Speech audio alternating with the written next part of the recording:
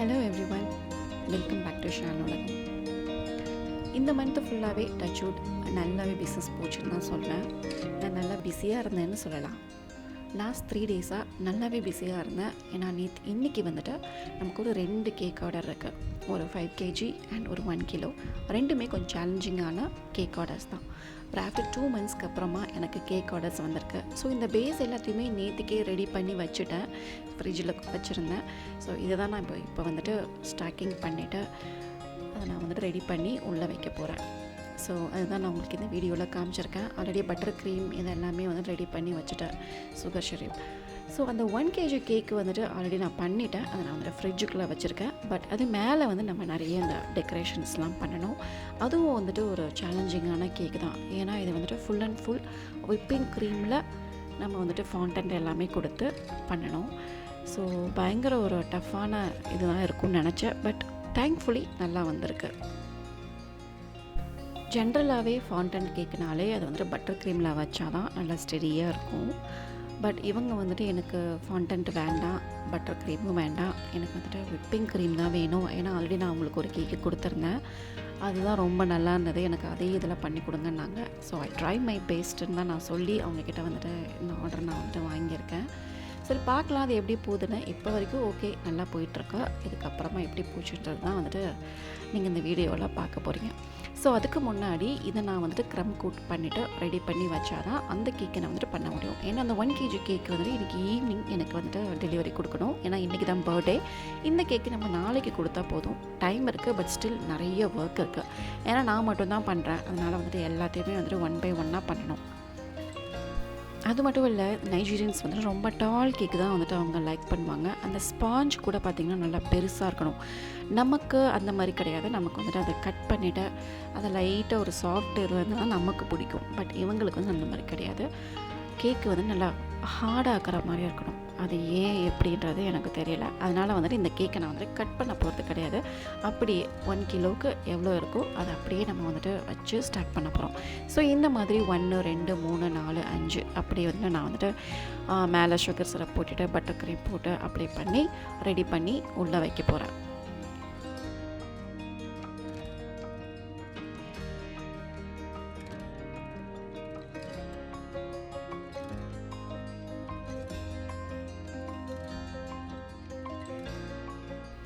ஒவ்வொரு லேயரும் வைக்கும் போதுமே கொஞ்சம் பயமாக தான் இருந்தது. ஏன்னா நீங்கள் பார்த்தீங்கன்னா தெரியும், அது லைட்டாக ஷேக் ஆகுது. ஏன்னா இதுக்குள்ளே நம்ம வந்துட்டு ஸ்டிக்கு வச்சிடும், ஸ்டாக்கிங்னு சொல்லுவாங்க.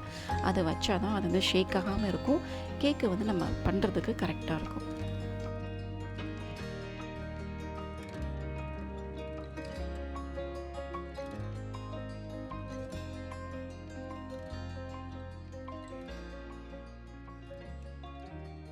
ஜென்ரலாகவே பார்த்திங்கன்னா எனக்கு கேக் ஆர்டர்ஸ் வந்துட்டு ஃப்ரீக்வென்ஸாக இருக்கிறது கிடையாது.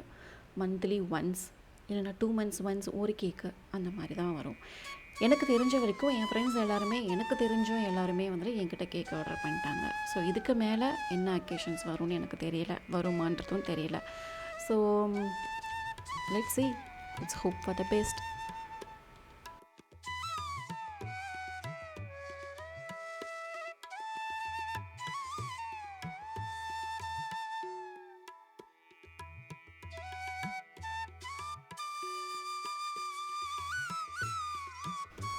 ஃபிஃப்த் லேயர் நிஜமாகவே ரொம்ப பயமானது. ஏன்னா வந்துட்டு இதுதான் ஃபர்ஸ்ட் டைமாக நான் இந்த கேக் வந்துட்டு பண்ணுறேன். இந்த மாதிரி ஹைட்டான கேக்கை இதுக்கப்புறமா நான் இதை க்ரம் கோட் பண்ணிவிட்டு அது மேலே பட்டர் க்ரீம் போட்டுட்டு அதையும் நான் வந்துட்டு சில் பண்ணிவிட்டு தென் ஃபாண்டன்ட்டு போடணும். சொல்லும் போதே மூச்சு வாங்குதில்ல. ஸோ அப்போ பண்ணும்போது எப்படி இருக்கும்னு யோசிச்சு பாருங்கள். இது எக்ஸ்பீரியன்ஸான பீப்புள் டக்குன்னு பண்ணிவிடுவாங்க. பட் நம்மக்கிட்ட அந்தளவுக்கு ஃப்ரிட்ஜில் வந்துட்டு இடமும் இல்லை, ஸோ அந்தளவுக்கு கூலிங்கும் இல்லை, பட் எக்ஸ்பீரியன்ஸும் இல்லை. பட் ஸ்டில் நான் எடுத்ததுக்கு ரீசன் வந்துட்டு சரி ஓகே, நம்மளும் எப்போ இதெல்லாம் கற்றுக்கிறதுங்கிறதுனால தான். ஸோ இந்த மாதிரி பண்ண தான் எனக்கு வந்துட்டு எக்ஸ்பீரியன்ஸ் ஆகும். அதனால தான் நான் வந்துட்டு ஓகேன்னு சொல்லி அக்செப்ட் பண்ணிக்கிட்டேன்.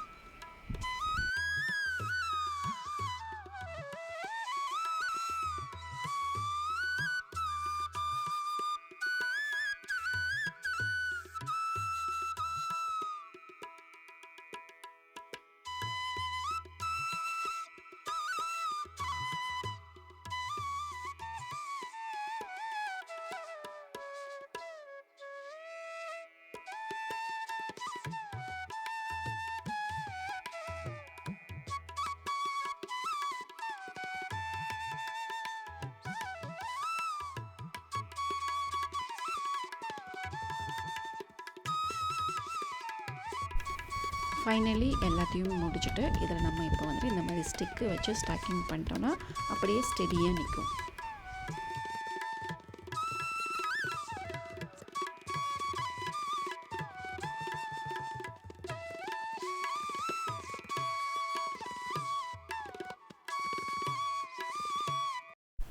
அவ்வளோதான். ஆல்ரெடி நான் வந்துட்டு 5 ஸ்டிக்ஸு உள்ளே வச்சுட்டேன். ஸோ இதுக்கு மேலே வந்துட்டு பயம் இல்லை. ஏன்னா இந்த மாதிரி சரிஞ்சு விழுன்ற பயம் இல்லை. நம்ம எடுக்கும்போது கை தவறி விழுந்தாலே வழியா கேக்கு வந்துட்டு சரிஞ்சு விழாது. ஏன்னா ஆல்ரெடி ஸ்பாஞ்சும் நல்லா ஸ்ட்ராங்காக இருக்குது, பட்டர் க்ரீமும் கரெக்டான கன்சிஸ்டன்சியில் இருக்குது. அதனால் வந்துட்டு இதை இப்போது க்ரம் கோட் பண்ணிவிட்டு உள்ள ஃப்ரிட்ஜுக்குள்ளே தள்ளிட வேண்டியது தான்.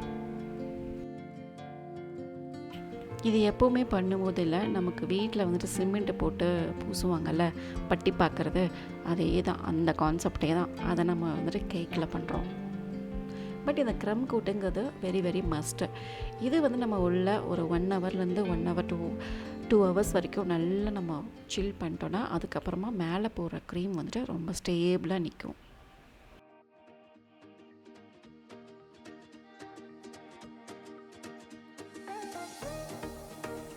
ஸோ எனக்கு தெரிஞ்ச அளவுக்கு நான் பண்ணிட்டேன். இதை இப்போ நம்ம வந்துட்டு ஃப்ரிட்ஜில் உள்ளே வச்சிடலாம். பட் எடுக்கும்போதும் உள்ளே வைக்கும்போதும் எனக்கு வந்துட்டு அவ்வளோ பயமாக இருந்தது. இன்றைக்கி நான் வந்துட்டு விநாயகரை வந்துட்டு அவ்வளோ வாட்டி கூப்பிட்ருப்பேன். ஸோ இந்த செகண்ட் கேக்கோட டிசைன் பார்த்திங்கன்னா இது தான்.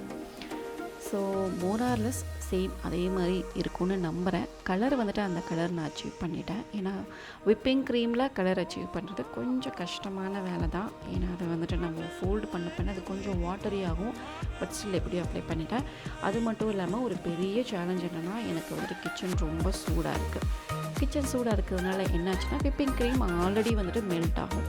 ஸோ இந்த ஃபாண்டன்ட் வந்துட்டு மெல்ட் ஆக ஸ்டார்ட் ஆகிட்டே இருந்தது. ஸோ பார்க்குறதுக்கே எனக்கு கொஞ்சம் பயமானது. டக்குன்னு பண்ணணும்னு சொல்லி டிசைட் பண்ணிட்டேன். ஸோ கேக்கு பார்க்குறதுக்கே ரொம்ப அழகாக இருந்தது. ஸோ இந்த ரோடு எல்லாத்தையுமே நான் வந்துட்டு ஃபிக்ஸ் பண்ணி முடிச்சிட்டேன். பட் ரொம்ப சூடாக இருந்தது. அது லைட்டாக மெல்ட் ஆகிட்டே இருந்தது. அதனால் இது எல்லாத்தையுமே நான் வந்துட்டு ஹாலுக்கு வந்து ஷிஃப்ட் பண்ணிட்டேன். ஏன்னா ஹாலில் இருக்கிற ஏசி வந்து நல்லா கூலிங்காக இருக்கும். அதனால் அங்கே ஷிஃப்ட் பண்ணிட்டேன். பட் இது நடந்துகிட்ருக்கும் போதே என்ன ஆச்சுன்னா நல்லாவே மெல்ட் ஆகி வந்துடுச்சு. ஸோ எனக்கு என்ன பண்ணுறதுனே தெரில. ஆல்ரெடி வந்துட்டு 12:30 கிட்ட ஆகிடுச்சு. ஸோ ரொம்ப பயமாக இருந்தது. ஏன்னா இன்றைக்கி தான் நமக்கு வந்து டெலிவரி. ஸோ இதை மறுபடியும் என்ன பண்ணுறதுன்னு தெரில. பட் அகெயின் நான் வந்துட்டு அந்த ஃபவுண்டன்ட் எல்லாத்தையுமே எடுத்து அகெயின் ஃபவுண்டன்ட் பண்ணிவிட்டு அதை நான் ஃபிக்ஸ் பண்ணி உள்ளே வச்சுட்டேன். ஸோ கொஞ்சம் நேரம் சில்னஸ் இருக்கட்டும். அது என்னால் வந்துட்டு பொறுமையாகவே இருக்க முடியலங்க. நான் அவ்வளோ பயமாக இருந்தது. ஏன்னா அந்த குழந்தையோட பர்த்டே இன்றைக்கி. ஸோ நம்ம எதாவது சொதப்பிட்டோன்னா என்ன பண்ணுறது, அது வந்துட்டு தெரிஞ்சவங்க வேறு, அதனால் நம்ம பேரும் ஸ்பாயில் ஆகிடும் அப்படின்ற தாட்ஸ் வந்து நிறைய ஓடிட்டே இருந்தது.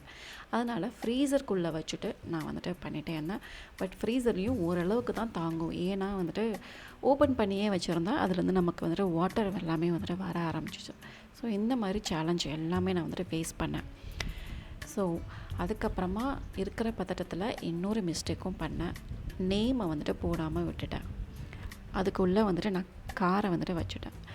கார் வைக்கிறதுக்கு முன்னாடியே நேம் பண்ணியிருக்கணும், அதுவும் பண்ணல. ஸோ இந்த மாதிரி எல்லாம் ப்ராப்ளம் ஆகிடுச்சு. எப்போவுமே கேக்கு கூட நான் வந்துட்டு செல்ஃபி எடுத்துப்பேன். ஸோ இந்த கேக்கு வந்துட்டு என்னை சுத்தமாக அலோவ் பண்ணலைன்னு தான் நான் சொல்லுவேன்.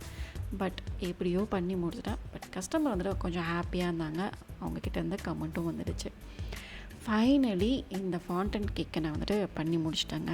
ஏன்னா வந்துட்டு வீடியோ எடுக்கிறதுக்கு சுத்தமாக டைமே இல்லை. ஆல்ரெடி வந்துட்டு 8 o'clock ஆகிடுச்சு. நாளைக்கு நம்ம ஒரு 10 o'clock அவங்க வந்து வாங்கிக்கிறேன்னு சொல்லியிருந்தாங்க.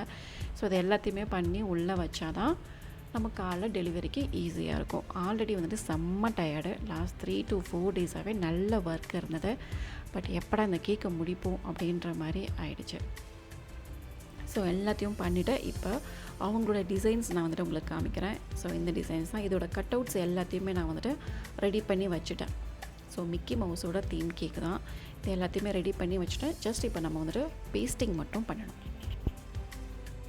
இந்த ஃபாண்ட்டை நான் இந்த அளவுக்கு போடுவேன்னு நானே எக்ஸ்பெக்ட் பண்ணல. பட் ஃபைனலி தேங்க் காட் பண்ணிட்டேன். என் பையன் வேறு அப்பப்போ பயமூத்திட்டே இருந்தான், என்னம்மா மிஸ்டேக் இல்லாமல் பண்ணிவிடுவேன்னு. இதுக்கு மேலே எந்த மிஸ்டேக்கும் பண்ணக்கூடாது. பண்ணோன்னா அதுக்கு டைமும் இல்லை, அதுக்கான ஆப்ஷன்ஸும் எதுவுமே கிடையாது. அதனால் வந்துட்டு கடவுள் மேலே நம்பிக்கை வச்சு எல்லாத்தையுமே வந்துட்டு ஜஸ்ட் இனிமேல் நம்ம எல்லாத்தையுமே பேஸ்டிங் மட்டும்தான். அதனால் ஒரு ப்ராப்ளமும் இல்லை. ஏன்னா அதுக்கு கீழே இருக்கிற டம்மி கேக்கும் நான் வந்து ரெடி பண்ணி வச்சுட்டேன். அது எல்லாமே ஃபாண்டன்ட் அது எல்லாத்தையுமே ரெடி பண்ணிட்டேன்.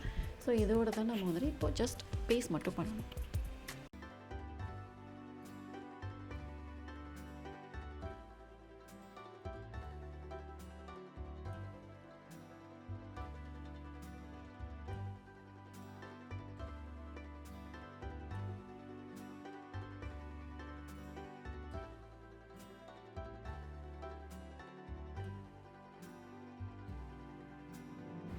அவ்வளோதான் கைஸ், முடிச்சுட்டேன். ஃபைனலி இந்த நேமு ஒட்டுறதுக்குள்ளே அவ்வளோ ப்ராப்ளம் ஆகிடுச்சு. பட் எப்படியோ முடிச்சுட்டேன். ஸோ எனக்கு இருக்கிற கொஞ்சம் நஞ்சம் எக்ஸ்பீரியன்ஸை வச்சு இந்த அளவுக்கு நான் கேக் பண்ணதே ரொம்ப பெரிய விஷயமாக நான் நம்புகிறேன். I am so proud of me. Okay, I hope உங்களுக்கு இந்த வீடியோ பிடிச்சிருக்குன்னு நம்புகிறேன். பிடிச்சிருந்ததுன்னா ஒரே ஒரு லைக் பண்ணுங்கள். கண்டிப்பாக மறக்காமல் சப்ஸ்கிரைப் பண்ணுங்கள். Thank you guys. Bye. See you.